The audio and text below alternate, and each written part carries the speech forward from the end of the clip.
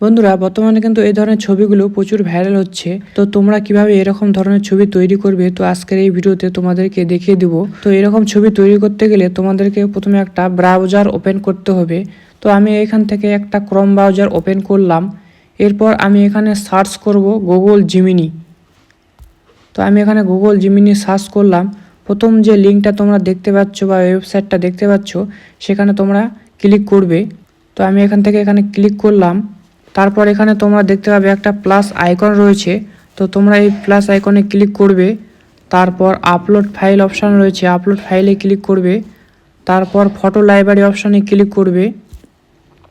এরপর যে ছবিটা তোমরা এরকম তৈরি করবে কালী পূজার, তো সেই ছবিটা এখান থেকে সিলেক্ট করতে হবে। তো আমি এখান থেকে একটা ছবি সিলেক্ট করলাম। এরপর অ্যাড অপশানে ক্লিক করব। তারপর আমি এখানে কিছু প্রম্পট লিখব। আর এই প্রম্পটটার দ্বারাই কিন্তু ছবিটা তৈরি হবে, না হলে কিন্তু ছবিটা তৈরি হবে না। তো আমি প্রম্পটটা কপি করে নিয়েছি, আমি এখানে পেস্ট করে দেব। আর এই প্রম্পটটা তোমাদেরকে আমি সাইড স্ক্রিনে দিয়ে দিচ্ছি, তোমরা এখান থেকে স্ক্রিনশট করে নাও। তো তারপর প্রম্পটটা দেওয়া হয়ে গেছে। তো এখানে আমি এখান থেকে এবার সেন্ড অপশানে ক্লিক করব। তো সেন্ড অপশানে ক্লিক করার পর তোমাদেরকে এখানে দেখাবে জাস্ট এ সেকেন্ড, মানে এখানে ওয়েট করতে হবে কিছুক্ষণ, তারপরে কিন্তু তোমার ছবিটা তৈরি হয়ে যাবে। তো বন্ধুরা দেখতে পাচ্ছ খুব সুন্দরভাবে কিন্তু ছবিটা তৈরি হয়ে গেছে। একটা মেয়ে এখানে আলপনা দিচ্ছে। তো তোমরা চাইলে এরকম খুব সুন্দর করে ছবিটা তৈরি করে নিতে পারবে।